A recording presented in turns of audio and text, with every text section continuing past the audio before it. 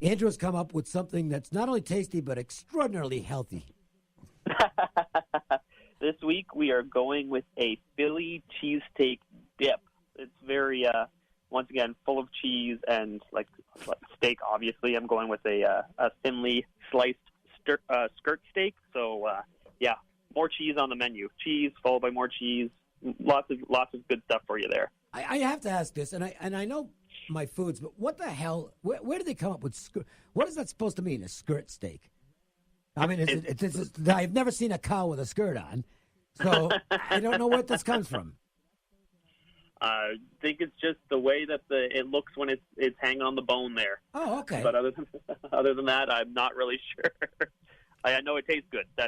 I'm good at tasting food. Well, there you go. That's part of Andrew's weekly college football triple option, in which he gives out 3 plays and some really good food that he's going to make each Saturday. So, Andrew, we'll move along to the games. I'll throw them at you, and then I'll let you state your case and see if Teddy and Dave have some contrarian or I'm ready for you, Teddy. Similar thoughts. I'm just getting started. All right, first game that Andrew's going to have in his triple option this week, Kansas at Kansas State in the Sunflower State Battle. Yeah, obviously the news this week is Dave Beatty being kindly shown the door at Kansas, but he's staying on for the rest of the season, obviously, and I'm not sure that there's a chance that they take the Governor's Cup. I think that his team will put on a strong showing, and for kind of one last hurrah, they have a really outside chance at qualifying for a bowl, but I think they follow up this matchup with Oklahoma and Texas, and they need to win out. So those chances are pretty slim. Both these teams have struggled both have struggled to stop the run. But what I like about Kansas is that they have actually the second highest turnover margin in the nation at plus 15. And they also do a great job of getting after the quarterback. They have 14 sacks in Big 12 play, which is, I think, 5th in Big 12 action. So I really like their chances here. Also, some news that just came out this afternoon. Duke Shelley, the Kansas State's top defensive back, apparently was arrested this afternoon for failing to appear in court. It had to do something with some minor traffic violations, but I don't know if there'll be some discipline there or not. So, like I said, I like Kansas to give one last hurrah for Dave Beatty, and I think this number is just a little too high at plus 11.5. I see it being more like a touchdown or 10 points. Yeah, I mean, the last time this spread was less than 18, I think it was 2010. That was still the Charlie Weiss era, was it? I believe Mangino. It was Mangino yeah. at Kansas, yeah. That might have been. That was still. I don't know. I think it was Weiss. I think it was Weiss then. Sure, but yeah, it's been. I mean, the one that my biggest concern about the Jayhawks here is just the series history. Snyder has made a point of every chance he gets sticking it to Kansas. He never takes a knee in this game. They always punch in that last touchdown. And it's been a very, very, very one-sided series. I think the thing I don't like about Kansas, I had Kansas just said, okay, thanks, coach, get out. And they had an interim coach who might possibly be auditioning for the job. I think I would like that situation better. I don't like lame duck head coaches unless it's a lame duck who's retiring at the end of the year, like Beamer or somebody a few years ago. Boy, they want to send him out with. This is a guy he's been fired. Okay, you don't. If somebody's this can apply to anything, not just football. If it's just an office, you're fired, but you can work the rest of the week. Are you going to get a top performance out of that person for the rest of the week? Seriously. And I have my doubts about this. That's a good point. Well, we'll see what happens. Yeah, I certainly don't want the K-State side, so I will be rooting for you. All right, Andrew, let's move on to the Big Ten, Wisconsin at Penn State. What are we looking at here? Well, I think Penn State might have called it a season. That was just really, really tough to watch last week, and the drubbing. Not if you had Michigan. I didn't find it tough. Not if you was had great Michigan. to watch. What are you talking about? Not if you had Michigan. Best game I saw. McSorley just doesn't. He's obviously much more hurt than I think they're letting on. I watched him do his pregame warm-ups last week, and while people were saying he looked fine, he was only running in straight lines, so he wasn't making any lateral movements, and it obviously is affecting him in the pocket, and it's affecting his accuracy, I think. Wisconsin, obviously, an unspectacular but solid defense. I also hope they stick with Jake Cohn this week. He seems a little more athletic and can make the bigger throws, I think, than Hornibrook. But the big mismatch here is Jonathan Taylor obviously leads the nation in rushing, and Penn State just is allowing over 170 yards rushing per game. So I think he could have a big game here. I like Wisconsin at the plus points. They also have an outside shot still at the Big Ten West title, which is just kind of it looks like it's going to be a sacrificial lamb to whomever comes out of the Big Ten East. But except for one thing, knows. It might be sacrificial lamb straight up, but if Northwestern's involved and they're getting points, be careful. So are you worried at all about the fact that the Badgers have covered 2 point spreads this year?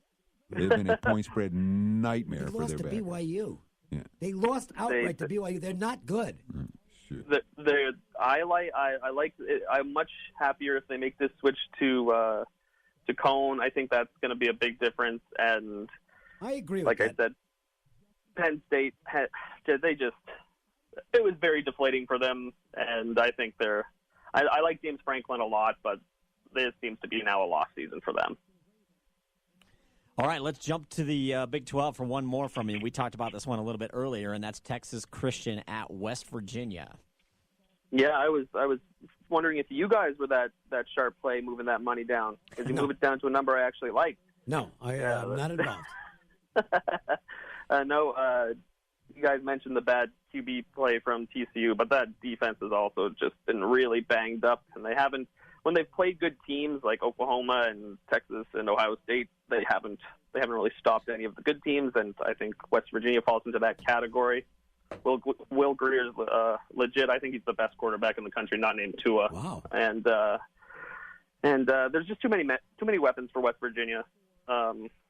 Sills, Sims, Jennings Jr., and they also have 3 running backs who average over 5 yards per carry. And I think they also got a little disrespected with this college football ranking. Well, at least they feel they were probably a little disrespected in the latest college football playoff rankings. So they might come out here feeling like they need to prove themselves a little bit. Do you worry all about the spot for the Mountaineers? Because that was something we were talking about off the crazy win against Texas, last-second win, and on deck you have Oklahoma State and Oklahoma after this one. Obviously, it's more of a traditional let's down spot after that amazing game. It was very exciting, obviously. But TCU has just been – I think TCU is the X factor there because they've just been so bad, and they haven't covered a spread since mid-September. And their last point spread cover came against SMU. I guess some people got the hook if you want to that praise was a them. game that they did not play well in the first half. Exactly. That score was were they trailing at half or tied at half? I think they 9-3 or something. Might have gotten the lead just before the half or something. Yeah, that's their last point spread cover. Wow. It was long time ago, but of course. And haven't covered a Big 12 spread in their last 8 conference games. All right. Well, that's good stuff. Hey, tell us about what's happening at Covers.com. Well, right now we are just, I think, 5 days away from launching our the most popular contest on our site, the Ultimate Race. All you have to do is make up to 4 picks a day. So a limit is 1 per sport, and it's a race to 200 correct picks. Here's my little advice for this: don't pick any even spreads. A push is the same as a loss, so always get that hook if you can. All right, and you pick one game from the NBA, one from the NHL, one from college basketball, one from pro basketball, or whatever. Maximum 4 per day, maximum 4 picks per day. Yep, and it's free to enter, and the top prize is $5,000, I believe. And there's also another $5,000 in cash and prizes to be won as well. Well, sounds like a good reason to get involved, and you can do that as well as get great information every day on a variety of sports gambling topics from Covers.com. Thank you, Andrew. Thanks, guys. Don't eat too much of that cheesesteak. Actually, I won't be eating any of it because you're there. You're in Canada. You're not here. I know. You going to send some to us? I'll try. Yeah, right. Okay. And I am skeptical about whether you will actually try or not. Thanks, Andrew. Have a great weekend. Next time I'm down there, I'll do it. All right, there you Thanks, go. Fair guys. enough. All right, we'll take a break. We'll come back. We will get to the Toledo-Northern Illinois game. We've saved that for the Wager Talk marquee matchup.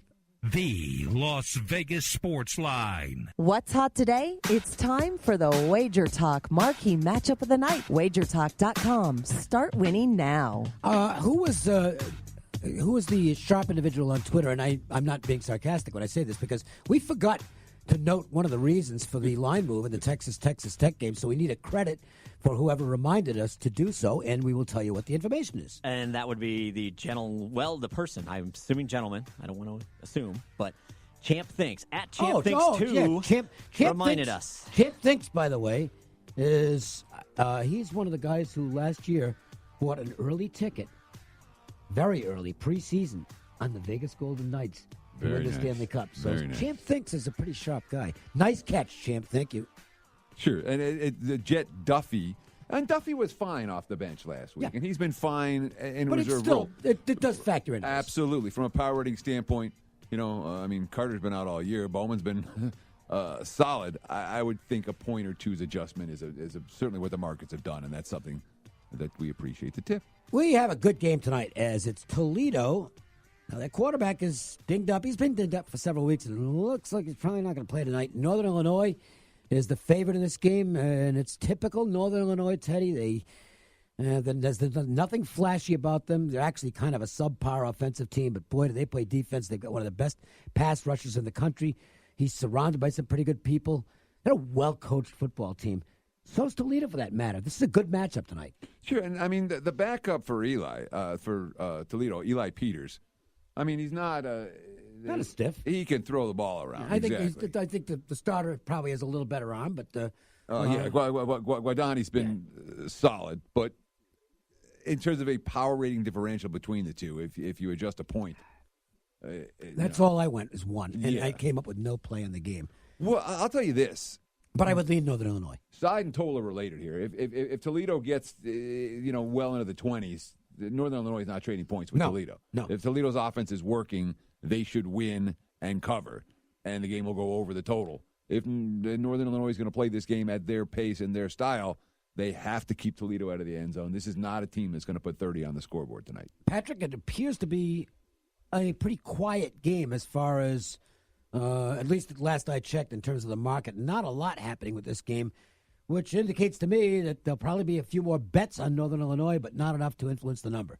Yeah, it influenced a little early. The Superbook, talking again with John Murray about this game, as well as all the others we hit today. John's a great help over there.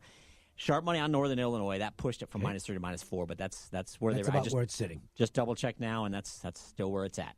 All right, good stuff. Time for us to. We'll mention, by the way, we shot our Wager Talk videos today. They should be up soon.